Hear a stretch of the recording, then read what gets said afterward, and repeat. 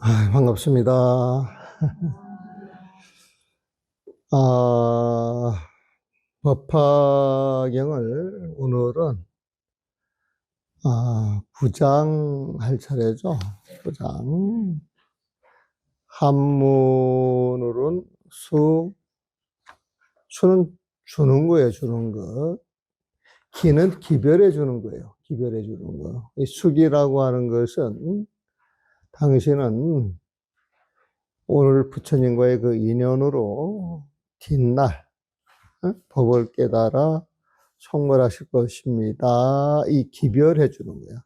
수기라고 하는 말은 장차 성불할 것이라고 기별을 해주는 것인데, 아, 우리가 이 법화경에 보게 되면은 이제 부처님이 무량의처의 삼매에서 법화경을 설하셨는데, 부처님이 빛을 내가지고 법을 설하시고자 할 때는 그 부처님 마음자리, 그 법화 실상을 보여주려고 하는 거예요. 법화 실상. 우리가 이제 법화경을 보게 되면 제법 실상, 법화 실상 그런 표현을 쓰는데, 제법 실상, 법화 실상, 요거 그냥 달리 말하면은 부처님 마음자리 이렇게 정리를 해주면 좋아요. 보면. 모든 법이 세상에 벌어져 있는데, 에? 그 실상이 무엇이냐, 그 실제 모습 무엇이냐, 이렇게 따지고 들어보면은 부처님 마음이라는 거예요, 보면. 법화경에서 이런저런 가르침을 많이 주는데, 그 법화경에서 실제 가르쳐 주고자 하는 그 모습, 그 세상은 어떤 것이냐, 이게 법화 실상에 보면, 이게 부처님 마음자리를 이야기를 하는 거예요, 보면. 그래서, 부처님께서 법화경을 설하시기 전까지, 많은 법문을 했지만은, 그 많은 법문은 방편이었다. 부처님 마음을 알 수 있도록 중생의 근기에 맞춰서 방편을 설한 것이다. 그래서 알아야 할 건 부처님 마음이야. 법화실상이야. 제법실상이야. 오로지 일승이야. 일심이야. 깨달음이야. 이렇게 이야기하는 부분이 방편품이었고, 부처님께서 수많은 법문을 설했는데 8만 4천 법문을 설했는데, 그걸 법화경에서는 8만 4천 법문 이야기도 나오겠지만은 그걸 묶어서 삼승이라고 하는 표현을 써요, 보면. 성문승, 영각승, 보살승. 성문승, 승이라고 하는 것은 성문의 마음자리에 올라타는 거예요. 뭐 성문의 마음자리에 올라타서 그 가르침을 주는 거예요, 보면. 성문승은 성문에게 주는 가르침, 영각승은 영각에게 주는 가르침, 보살승은 보살에게 주는 가르침, 이렇게 생각을 하시면 돼요, 보면. 그래서 성문이나 영각이나 보살이나 이렇게 가르침을 줄 때, 너는 성문으로 평생 살아, 너는 영각으로 평생 살아, 너는 보살로 평생 살아, 그게 아니고 성문의 단계를 뛰어넘어서, 영각의 단계를 뛰어넘어서, 보살의 단계를 뛰어넘어서 부처님 마음자리 법화실상에 들어가도록 한 것이다. 들어가도록 한 것이다. 그래서 삼승이라고 하는 것은 방편으로 쓴 것이고, 그 근본은 부처님 마음대로 들어가게 하는 것인데, 그걸 비유로 설명한 게 3장의 비유품이었어요. 비유품. 그 비유품에 보게 되면 3개 화택이라 그래가지고 3개라고 하는 것. 육계, 색계, 무색계인데 쉽게 말하면 상계라고 하는 건 중생의 세계, 중생의 세계. 중생의 세계를 크게 나눠가지고 육계는 욕망이 가득 찬 중생들이 사는 것. 색계는 좋은 마음으로 살아가는데도 좋은데 끄달려서 복만 누리려고 하는 천상의 세계를 이야기를 하고, 무색계라고 하는 것은 순수 의식만 가지고 사는 거예요, 보면. 그러면 이 세상이 제일 좋아하는데 정말 부처님의 세상 그걸 뛰어넘어야 되거든요, 보면은. 그래서 육계, 색계, 무색계에 살고 있는 것은 마치 불난 집에서, 불난 집안에서 살고 있는 것 같아요, 보면은.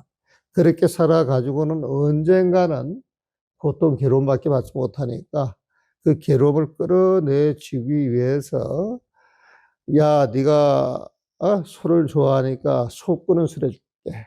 너는 양을 좋아하니까 양을 끄는 수레 줄게.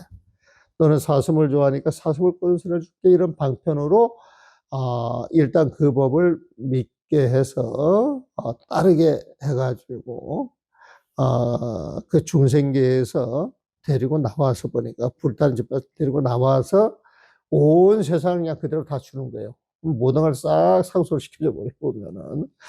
그래서 이 비유품은 성문 영각 보살을 소가 끄는 수레, 사슴이 끄는 수레, 양이 끄는 수레로 비유를 해가지고 그런 법을 설했지만은 근본은 부처님의 세상을 열어주기 위해서, 부처님의 세상을 갖게 해주기 위해서, 정말 이 세상에서 제일 좋은 수레, 신소가 끄는 배국어라고 하는 신소가 끄는 수레를 주기 위해서 그렇게 설했다. 그렇게 해가지고 그 비유로 법을 다양하게 설한 그 내용이 이제 비유품에 있었고, 그러면서 이제 성문 영각 보살에 맞추다 보니까 사람 수준이 있어, 수준 보면은. 그래가지고 이 부처님 법을 믿고 이해하고 따라가야 되는데 사람들을 이렇게 가르쳐 보니까 중생들의 근기가 다 다르더라 이거죠, 보면은. 그래서 부처님 법을 믿고 알아야 되는데 이제 그 단계를 5개로 나눠서 본부가 믿고 알아야 할 것, 성문이 믿고 알아야 할 것, 보살이 믿고 알아야 할 것, 이렇게 나눠가지고 설명해 주는 걸 사법, 그 신해품에서 불법은 믿고 이해하고 실천을 해야지, 벗어날 실천해야지. 그래가지고 사법이 신해품이었고, 그러면서 이 부처님 법은 근기에 따라 그렇게 법을 설하지만은 그 근본은 부처님 마음자리를 일러주기 위해서, 부처님 세상을 일러주기 위해서, 법과 실상을 일러주기 위해서 그런 것인데, 부처님은 늘 법을 설할 때 그 대자 대비의 마음이 있는 거예요, 보면. 대자 대비의 마음이 있어가지고 늘 그 마음을 가지고 법을 설하다 보니까 대상에 따라 조금 달라지는데, 그건 마치 큰 비가 내릴 때 산천초목에 풀나무들이 가득한데 비가 한번 쫙 지나가게 되면 큰 나무는 물을 많이 빨아들이고, 작은 풀잎은 물을 약간 적시게 빨아들이고, 그래가지고 산천초목이 가득 차 있다 할지라도 부처님이 한맛으로 내려주는 감노수, 그 법을 받아들이는 게 각자의 근기에 받아들이더라. 그래가지고 약조육품이라 그래가지고 부처님은 늘 부처님 마음을 가지고 설하지만은 중생들은 자기 근기에 따라서 법을 받아들이더라. 그래가지고 사실 법은 다 끝났어요, 보면. 법화기가 사실 거기서 다 끝난 거예요, 보면.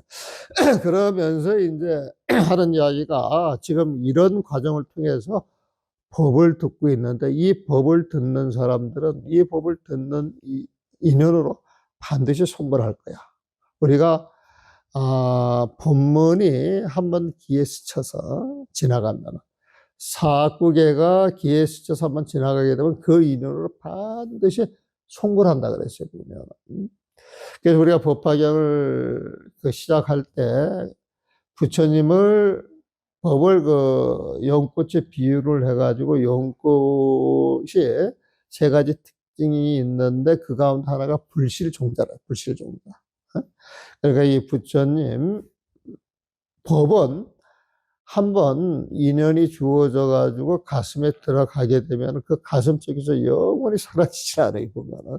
그래서 어느 날 인연이 주어지면은 그 법의 인연이 꽃을 피워 가지고 성불을 하는데, 당신은 언제 어느 때 반드시 성불할 것이다, 이렇게 기별을 주는 게 수기예요, 수기 보면은. 그래가지고 이제 6장에는 수기품이라 그래가지고 4분한테 이제 수기를 하죠. 아난, 가섭, 가전년, 그다음 목걸련이 4분한테 이제 수기를 해줘요, 보면은. 수기를 해주면서 또 한 번 설명을 해. 또 한 번 보면은. 응? 수기를 주면서 이제 또 한 번 설명을 하면서 우리는 가야 할, 세상이 부처님의 세상이야. 어? 극락정토야. 어? 근데 사람들이 이렇게 공부를 시키다 보게 되면은 근기가 약한 사람도 조금 공부를 하다가 그냥 주저앉고 포기하려고 하는 사람들이 있어요, 보면은.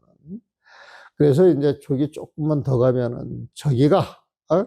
정말 너희들이 영원히 행복할 수 있는 세상이다. 왜 그런 세상을 안 갈라 그래? 그러니까 막 지쳐가지고 막 포기하려고 하던 사람이 이제 그런 말을 듣고 불끈 힘을 내가지고 간단 말이에요. 거기까지 가가지고 충분히 휴식을 하면서 그동안 해왔던 공부가 있으니까 그걸 방심을 해가지고 내가 여러분들한테 주려고 했던 그 보물은, 내가 여러분들한테 주고자 하는 그 세상은 사실 여기가 아니야. 어? 조금 더 가야 돼. 어? 그러면서 당신의 모든 법이 방편으로 설해진 게 마치 신규 같은 성을 드러내서 공부하는 사람들이 잠깐 의탁하고 쉴 수 있도록 만들어 준 것이다. 근데 그 화성, 신기루 같은 성, 그건 꿈을 깨면 사라지는 성이니까 거기에 의지할 게 아니고 더 앞으로 나아가야 돼. 나아가야 돼. 그러면서 이 수기받은, 기별받은 그 세상까지 나아가야 돼. 이런 걸 일러주는 게 이제 화성 육품이었어요. 화성 육품 보면은. 그러면서, 측근에 있는 그 500제자, 수기품이라 그래가지고 500아라라도 이제 수기를 주고, 그 이전 또 2000명의 제자들한테 또 이렇게 수기를 주자 보면.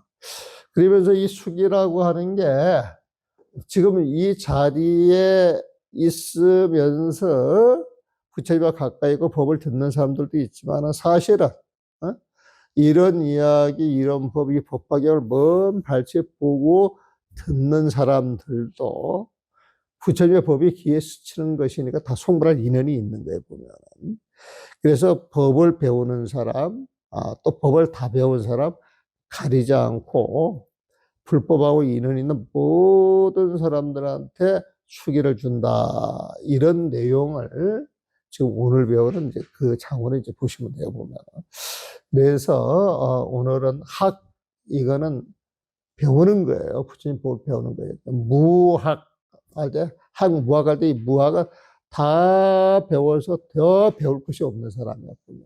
다 배워서 더 배울 것이 없는 사람. 그래서 이걸 무학 해가지고 아라한이라 해요. 더 배울 것이 없는 사람이에요, 보면. 더 배울 것이 없기 때문에 그런 상태로 그 마음, 그런 삶을 쭉 이어져 성불할 수 있을 거야. 그래가지고 이제 수기를 주는 그런 내용인데, 이 장에서는 이제 부르나 존자가 이제 그 법을 받는 거에 보면은. 그래가지고, 도 닦는 이와 다 닦은 이의 수기를 찬탄하다. 그래가지고, 여러분들 오늘 교재를 드렸어요. 근데 교재를 드렸는데, 여기 이제 보게 되면은, 칠보 연꽃 위에 서 있는 부처님 할 때, 칠보 연꽃 위에 서 있는 부처님 할 때, 법화경 원문에는 밟을 도자를 써, 도. 응?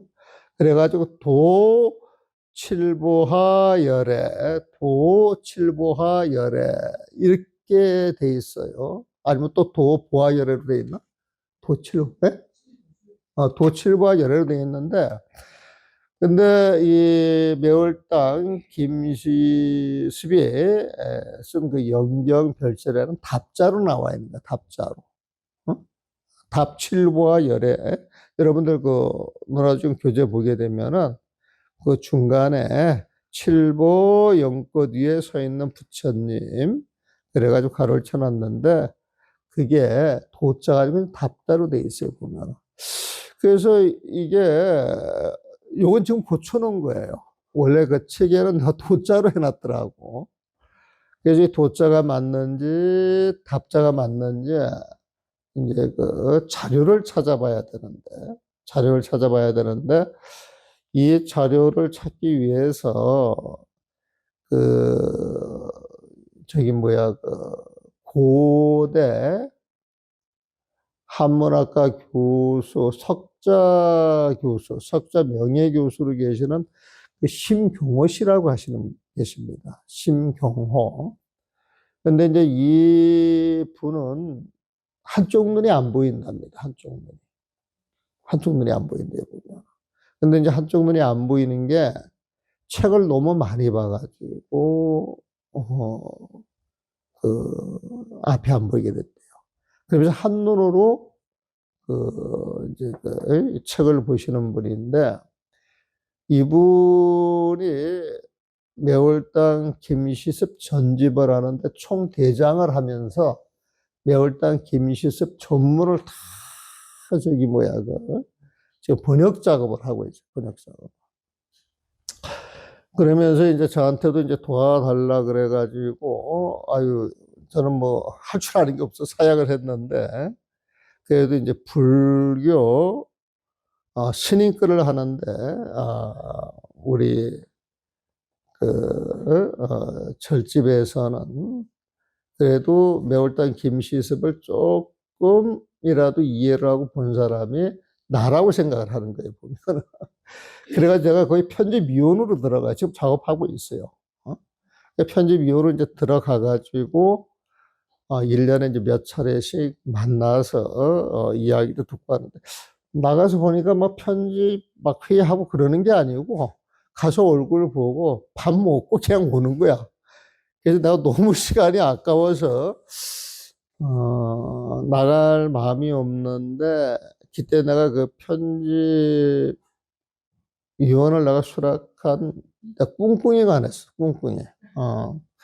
그 무슨 꿍꿍이냐면은, 그 매월당 김시습을 자꾸 유학자로 생각해, 유학자로. 응? 그런데 그 매월당 김시습이 그 행장을 보게 되면은 18살 때 송강사 와가지고 지금 방장실인 삼일암에서 3년을 삽니다. 3년. 그래서 그 준상인이라 그래가지고 선사 스님하고 교류를 가져가지고 준상인을 위해서 쓴 시들도 몇 편 있는 걸로 제가 알고 있어요. 보면은.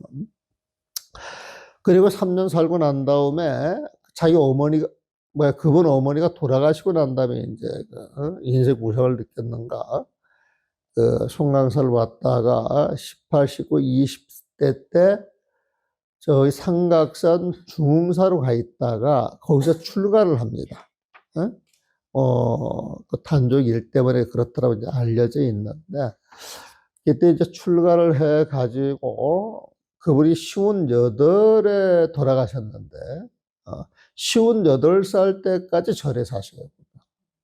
그러니까 40대 때 바깥 인연이 있어가지고 한 2, 3년 잠깐 바깥에 나왔다가 다시 그냥 절에 들어와서 김삿갓처럼 이절저절 안 다닌 데가 없어가지고 그 당시 모든 곳을 돌아다니면서 글을 쓰는 게 있어. 그래서 뭐 호남 유럽, 영남 유럽, 뭐 고려 유록이라고 하는 표현을 써놨더라고요. 유라고 하는 건 여기저기 발길 닿는 대로 돌아다니면서 거기에 대한 그 글을 이렇게 이제 기록을 해놓은 것이 이제 시가 많지 보면은. 그런데 이제 이 분이 내가 봤을 때, 한 40년, 58에 돌아가셨는데, 18살 때부터, 58살까지 2, 3년 동안 절에 살았으면 스님이잖아요, 보면은. 근데 이분이, 조선시대 최고의 천재라 그러거든. 또 최고의 시인이라 그러거든, 시인이라고 보면은. 그런데 이분이 저서가 있어요, 저서가. 저서가 있는데, 이 저서가 전부 불교글이에요, 불교글. 화엄석제. 그래가지고 화엄석제라고 하는 건 화엄경 제목을 가지고 쭉 그 화엄경 그 제목을 풀이해놨는데, 화엄경 대의를 정리해 놨다라고 해도 좋아요, 보면은. 그래서 화학령을 선사의 입장에서 멋들어지게 시를 써가면서 정리해 놓은 글이 하나 있어요. 그게 하엄석제라고 하는 글이고, 또 연경별찬이라 그래가지고, 연경은 법화경을 말해요, 법화경을. 그 법화경을 읽고 감동에 겨워서 찬탄하고 개성을 지어보면은, 그래서 그 글을 모아놓은 게 연경별찬이라 그래가지고 여러분들 논아준 거, 28장까지 앞에 찬을 하고 뒤에 그 개성을 이렇게 써놓고 그래 보면은, 그 다음에 화엄 시편담 요해라 그래가지고 그 시편담 요해라고 하는 화엄 시편담 표현은 그렇게 붙었지만은 시편담이라고 하는 표현을 썼는데 그게 이제 화엄경이라고 보다는 불교 전체적인 어떤 깨달음을 갖다가 동안 상찰 선사가 시로 읊어놨는데 거기에 줄을 다는 거예요, 보면. 그 선사가 아니면 달 수가 없어요. 선사가 아니면 달 수가 없어가지고, 그, 영경,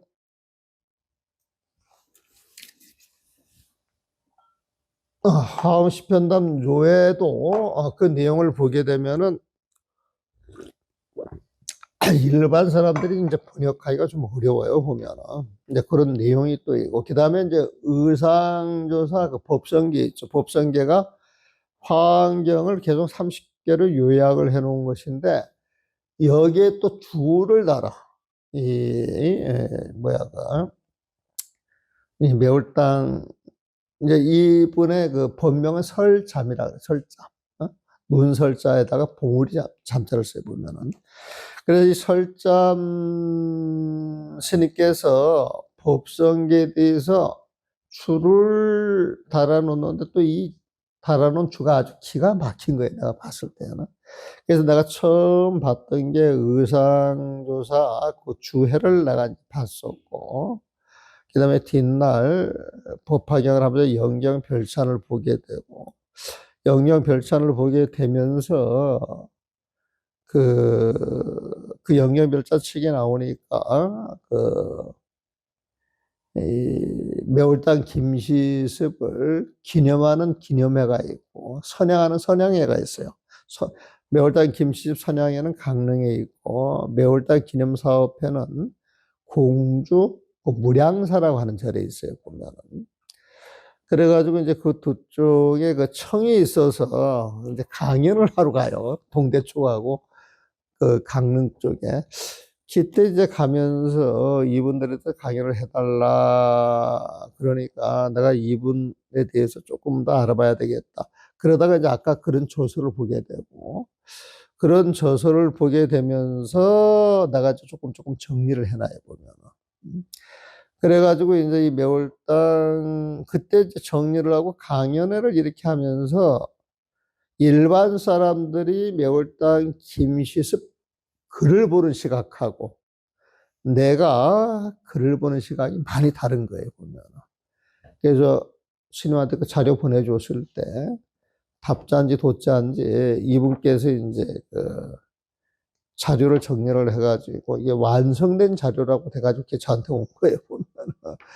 그래서 이제 그 한문 오자 탈자를 한번 찾아봐야 되겠다 이렇게 봤는데 너무 다른 거예요, 보면은. 근데 이제 그분은 학자이기 때문에 줄을 엄청 많이 달아. 줄을 엄청 많이 달아. 그 주 단 거 보셨죠? 줄 많이 달았죠, 보면. 줄은 이제 많이 다는데, 이제 이분의 교재를 참고하면은, 내가, 답자인지 도자인지, 그, 가림이 되겠다 싶은데, 그분도 영경별찬은 답자로 돼 있는 모양이더라고, 보면. 그래서 답, 필보하, 열애. 이게 나올라, 라울라, 그, 명어야, 명어. 그러면은, 명어에 보면. 그래서, 오늘 그 구장을 한번 읽어 볼게요. 한글로 봐드리겠습니다. 오묘한 부처님의 법음은 독이설인 북소리와 같으니 듣는 이들의 온갖 삿된 번뇌가 사라지고 혹연수처럼 너무 뛰어난 부처님의 법임으로 출가한 사람은 모두가 대장부이다.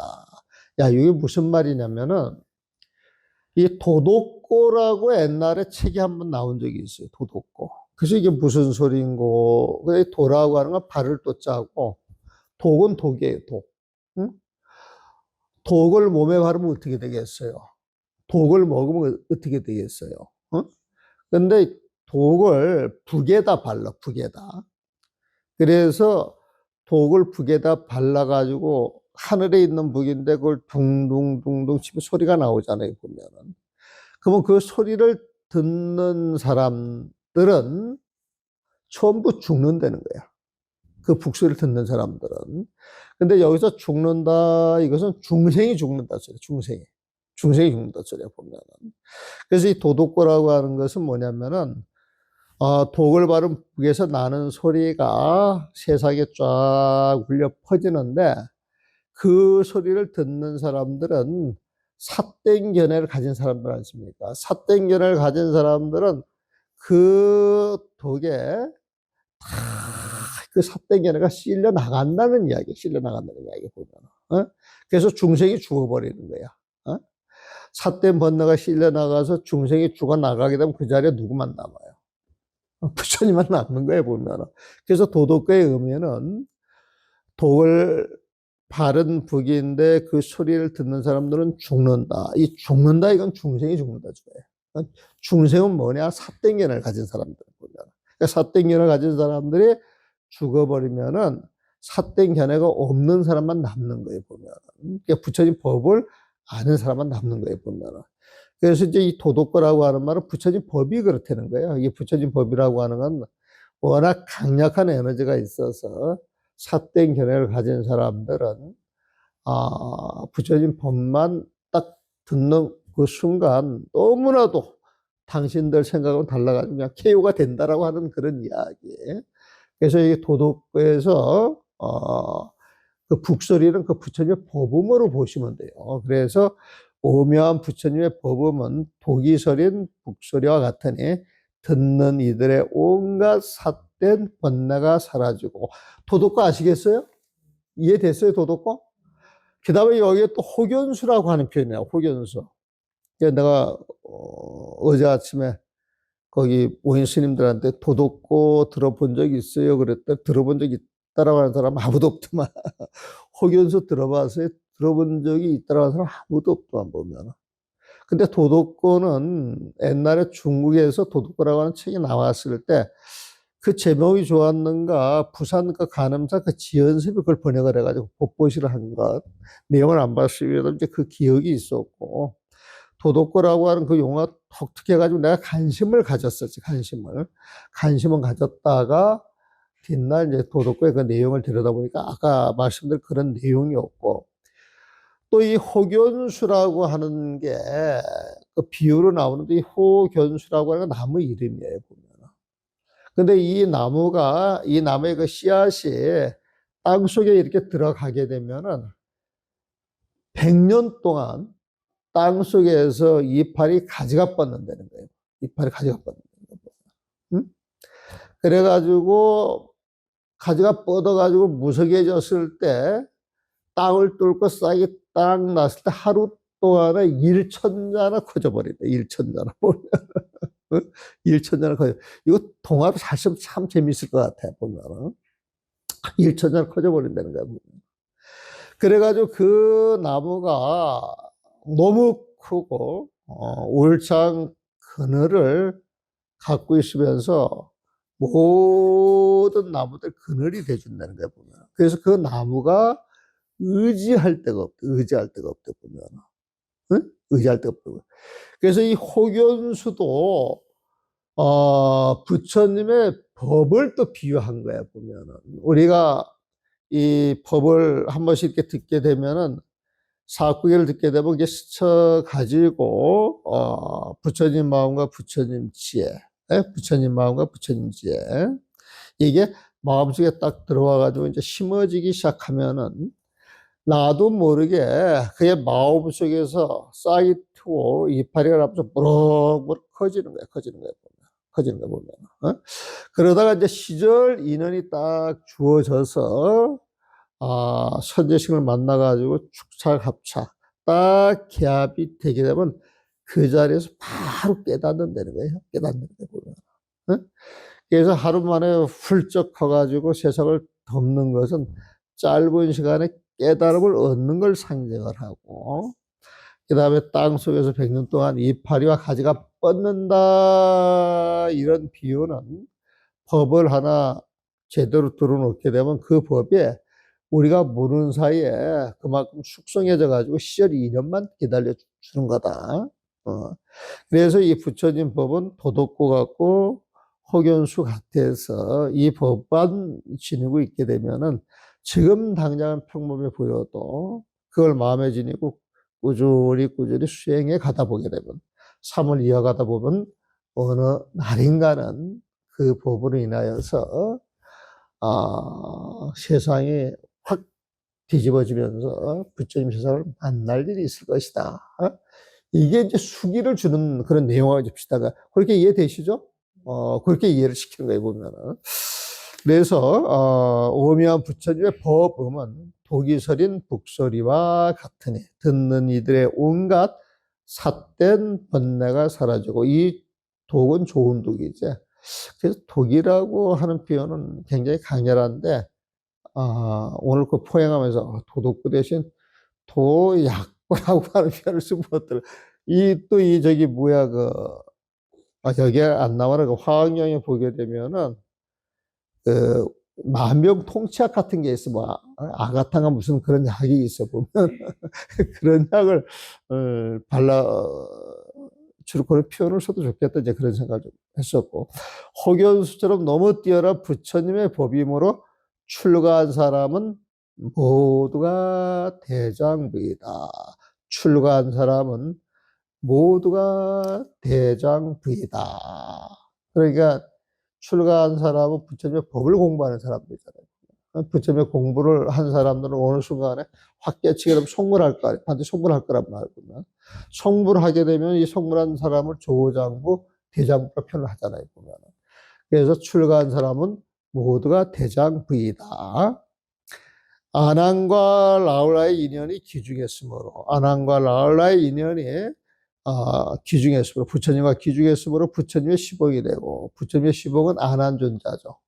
여러분들이 경을 보실 때, 여시아문할 때, 아난존자가 부처님을 시복하면서 돌아가실 때까지 그 본문을 다 기억해 보면. 이건 인연이 지중해서 그래, 보면은. 그래서 부처님의 시복이 되고, 부처님의 아들이 돼요. 라울라가 아들이에요. 라울라가. 그래가지고 모든 부처님의 법을 퍼뜨리고자 방편으로 다문과 밀행을 드러내었다. 다문 제일 아난존자, 밀행 제일 라울라, 그렇게 이야기를 하죠. 다문이라고 하는 건 법문을 많이 듣는 거야. 듣고 또 듣고 듣고 또 듣고 들어서 문사수를 통해 가지고 이제 수행을 해 가는 것인데, 부처님의 법문을 제일 많이 들은 사람이 아난에게 다문제일이라 그랬고, 라훌라는 밀행 제1인데, 이 밀행이라고 하는 건 드러나는 행위예요, 드러나지 않는 행위예요? 드러나지 않는 행위예요. 그래서 남한테 보여주는 게 아니라 혼자만이 알고 지니면서 수행을 하는 것인데, 알고 지니면서 수행을 하는 것은 부처님의 법을 따라가는 거잖아요, 보면. 응? 그러니까 보살행으로 드러나는 거예요. 무슨 행인지는, 무슨 수행인지는 몰라도 그 수행이 보살행으로 드러나는 거예요, 보면. 근데 그 밀행이라고 하는 것은 우리가 몰라서 밀행이지, 당사자는 알고 하는 거예요, 모르고 하는 거예요? 당사자는 알지. 단지 남들이 모르는 것이에요.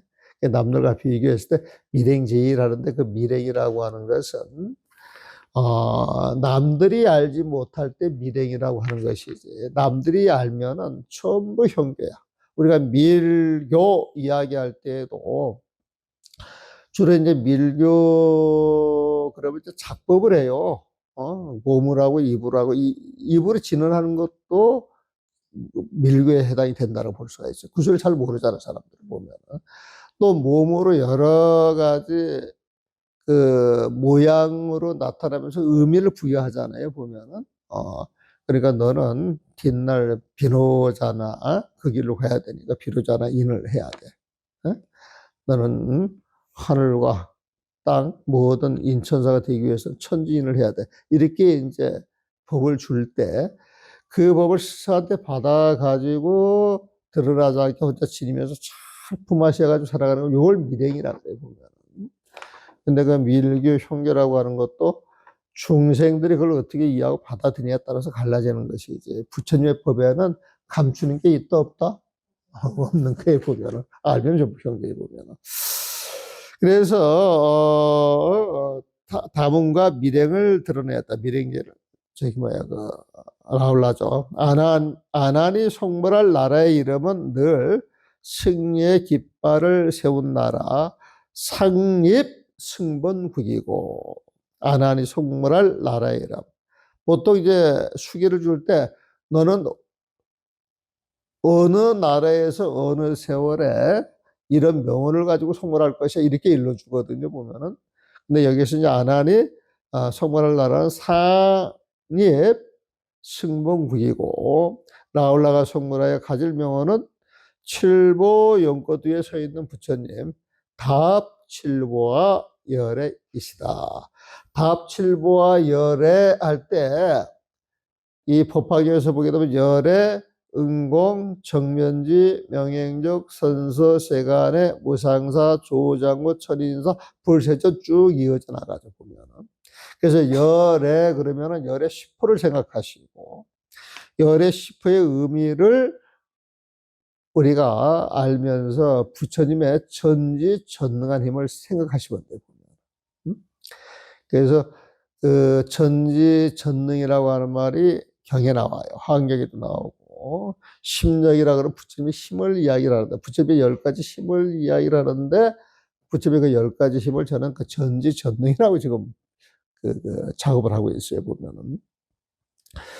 그래서 칠보 연꽃 위에 서 있는 부처님이다. 2,000명의 제자들이 차례로 부처님이 돼요. 성문 2,000명도 수기를 받아요. 여기에서 오늘 그 구장에 수항무학인 기품에는 아난과 나홀라가 이제 수기를 받고 성문 2,000명이 또 받아요 보면은. 그래서 차례로 부처님의 똑같은 보배로운 모습을 가진 보상열애라고 명언을 받으니 원문을 보게 되면 이제 보상열애 은공정면지 이런 식으로 이제 나올 거예요 보면은. 명언을 받으니 참으로 매화와 살구나무가 저마다 모습이 달라도 가지의 꽃과 이파리를 피우며 사사로운 정이 없음을 알겠다.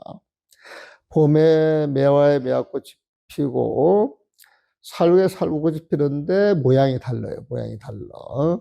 모양이 다르지만 봄이 오면 봄 기운은 매화든 살구든 그 기운을 그대로 전달해 주겠죠 보면은. 그 전달을 해주게 되면 그 전달을 받아서 자기 인연의 꽃을 피우는 거야. 그게 매화꽃이고 살구꽃이 보면. 그래서 이 봄바람은 봄 기운은 산천초목을 차별해요. 그냥 봄이 돼서 봄바람이 불 뿐이에요. 봄이 돼서 봄바람이 불 뿐인데 자기는 이제 꽃이 핀다 이거에 보면은. 그래서 부처님 법은 오직 하나인데 그 법이 인연이 주어져서 늘 승리의 깃발을 세운 나라에 태어나기도 하고 칠보 연꽃을 밟는 그런 열애가 되기도 한다. 이런 소리를 봐야 되겠죠. 이미 사사로운 정이 없는데 여기에 무슨 차별이 있겠는가. 사사로운 정. 사심이 없으면 차별하는 마음이 없다. 그 소리죠 보면은. 그래가지고 한마디 툭 던집니다. 한마디 툭 던져요 보면. 이걸 착어라 그래요. 이걸 착어라 그래. 그래서 요 개송이 이렇게 한두 줄로 나오는 그 개송을 착어라고 봐도 좋겠어. 매월당 김시습이 찬을 하고 난 다음에 이 찬 전체적인 내용에 대해서, 어? 봄바람에 무슨 사심이 있겠어? 어? 차별하는 마음은 하나도 없어. 툭 던지는 그 차거가, 이게 이제 벼감록에 나오는 구절입니다. 어? 새끼 품은 원숭이가 산봉우리 돌아가고 꽃을 물고 날던 새는 푸른 바위 떨구도다. 이렇게 해서 탁을 보여. 그러니까 이 매월당 김시습이 시를 잘 쓰는데 이 매월당 김시습이 시를 또 많이 해왔어. 내가 봤을 때. 그래서 신신명 정도가 막 환하고 아마 병암록도 이제 파악하면서 거기에 나오는 개수도 이제 환했던 모양이 보면은. 그러니까 이제 병암록, 원래 그 병암록이라고 하는 그 책 이름이 붙은 게 요 구절 때문에 이제 붙었거든. 협산이라고 하는 그 지역이 있는데 그 영천원이라고 하는 데에서 그 조시라던 스님이 계셨던 모양이야. 근데 이제 그분이 본명이 이제 선회스님이야, 보면. 근데 이 스님께서, 떡 앉아가지고 정진하고 있는데, 이제 바깥에서 어떤 수자가 탁 찾아와가지고 이제 법거량 하는 거예요, 법거량. 법거량 이야기 들어봤죠? 법거량이라고 하는 건 법에 대해서 묻고 답하는 거예요, 보면. 근데 우리가 법법 하면은 뭐예요? 부처님 마음이에요, 보면. 그러니까 법을 제대로 물으려면 부처님 마음을 가지고 물어야 되고, 그 법에 대해서 제대로 답을 해주려 그러면 부처님 마음을 가지고 답을 해줘야 돼.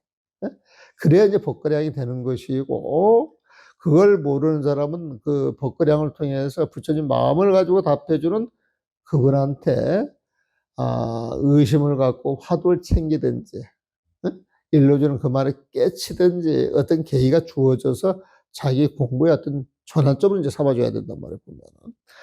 그래가지고 이 협산에 있는 그 선의 스님한테 떡 와가지고 질문하기를 이런 질문을 해보면, 협산의 풍광이 어떠합니까? 이렇게 물어요. 협산의 풍광이 어떠합니까? 이렇게 물어보면.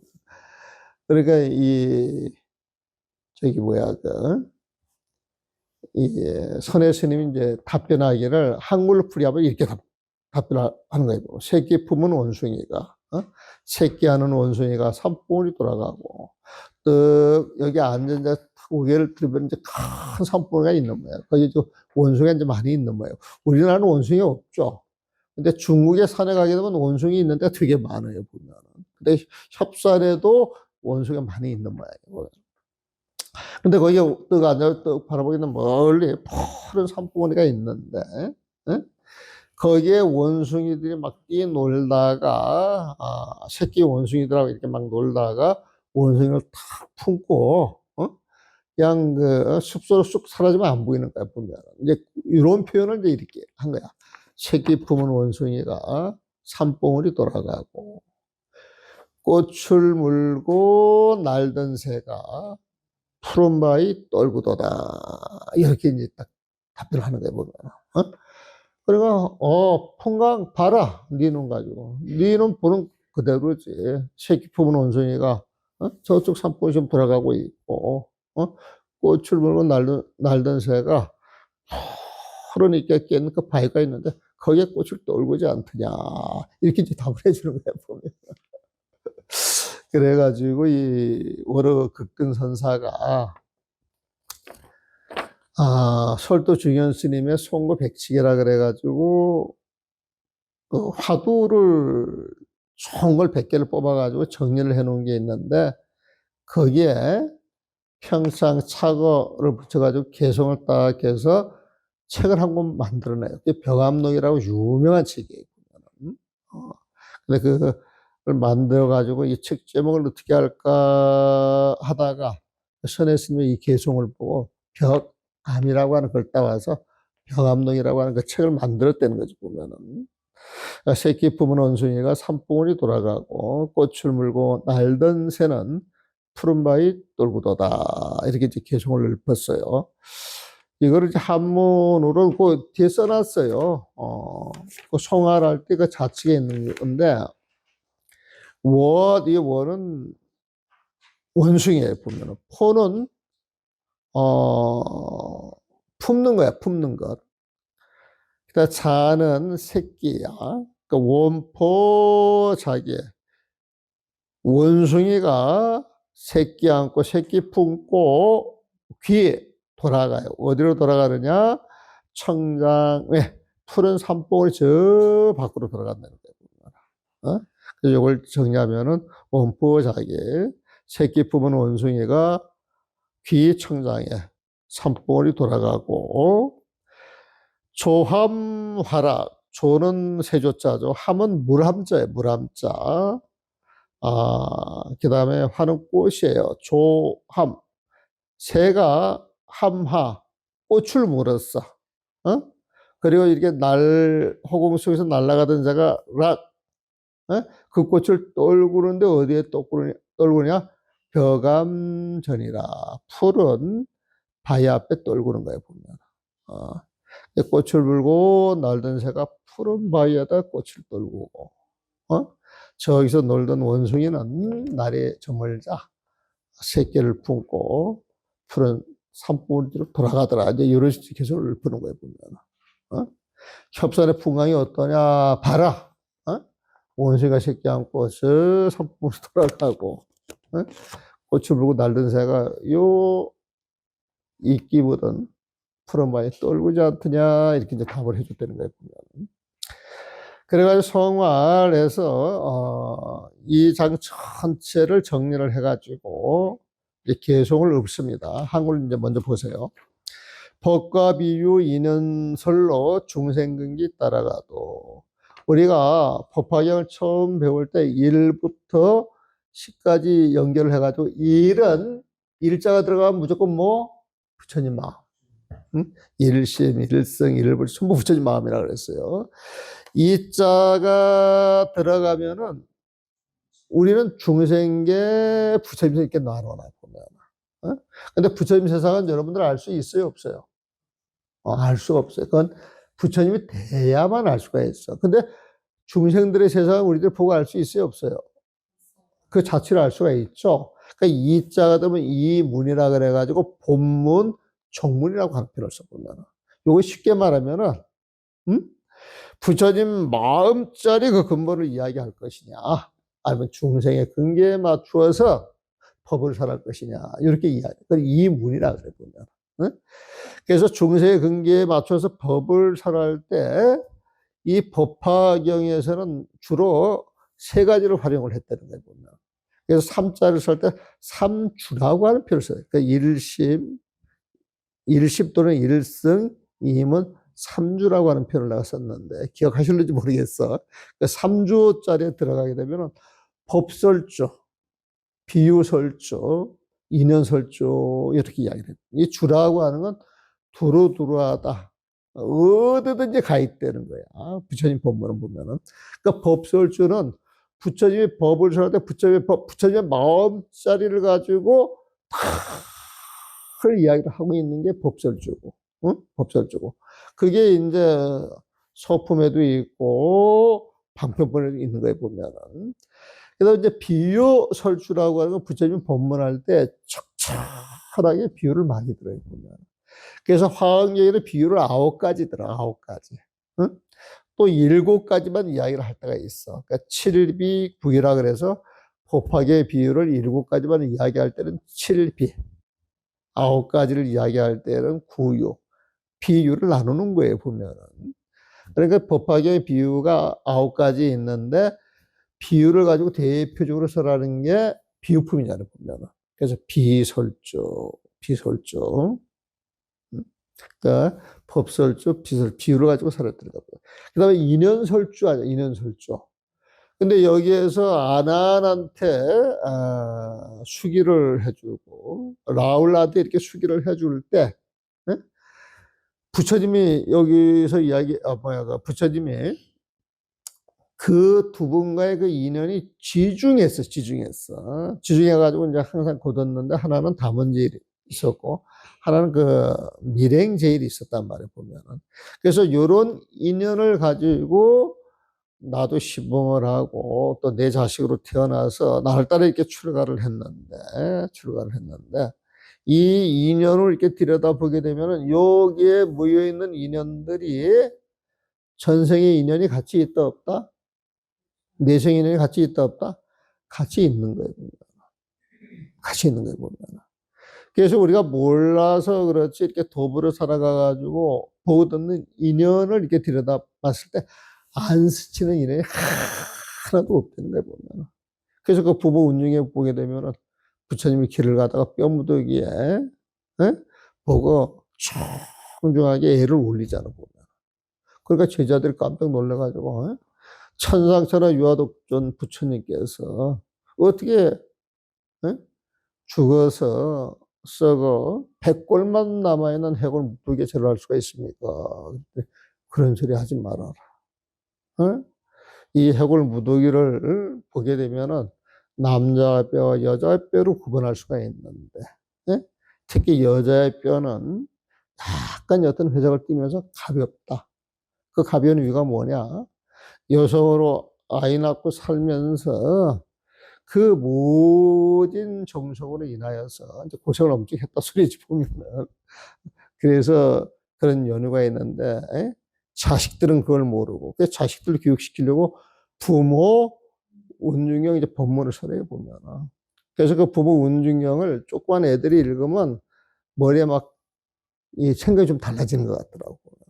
그래서 그 부모 운중경은 나이가 든 사람이 읽어도 좋고, 그 다음에 중장년층이 읽어도 좋고, 애들이 읽어도 좋다.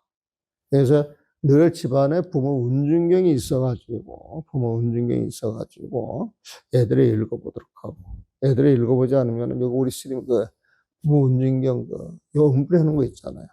그걸 한 번씩 이렇게 틀어놔요, 애들 앞에서. 그 애들이 그 듣게 하세요, 보면. 저게 무슨 소리인가 이렇게 들어보면은, 양심 있는 애들 같으면 대번에 변해버려. 그래서 법과 비유 인연설로 중생근기 따라가도 이 법을 설해주는 거예요. 유달지도 봄바람은 차별 없이 산들산들. 이 말은 뭐냐면은 법설주든 비설주든 인연설주든 그 모든 것은 부처님 마음 대자대비를 하는 거예요. 보면.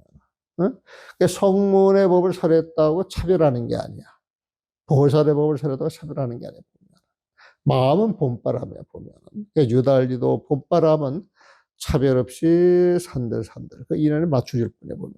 한밤중에 찬 이슬이 맺힌 가지 잡아보니 좋은 향기 온 누리에 스며들어 진동하네. 한밤중에 찬 이슬이 맺힌 가지 잡아보니 한밤중 서늘한 날에 밖에 나가면 이슬이 맺히잖아요, 보면은.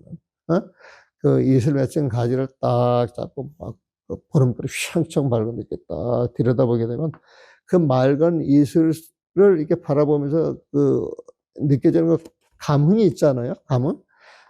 그 감흥의 좋은 향기 온누리에 스며들어 진동하네. 그 감흥이 내 마음속에 가득하다면은 그 가득한 그 감흥이 시방세계에 같이 하겠어요? 나 혼자만 갖고 있겠어요? 시방에 같이 하는 거예요. 보면. 그래서 좋은 향기 온 누리에 스며들어 진동하네. 이런 식으로 정리를 했습니다. 보면. 매월당 김희십이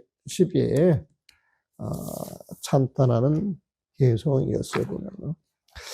근데 이게 아까 이야기했던 그 신경호 씨 번역은 이게 너무 지금 내가 하는 거하고 너무 달라가지고 설명해 좀 뭐해. 주지 스님 보고 설명을 해주던지 나중에. 오늘 법회 여기까지만 하겠습니다. 예, 수고하셨습니다.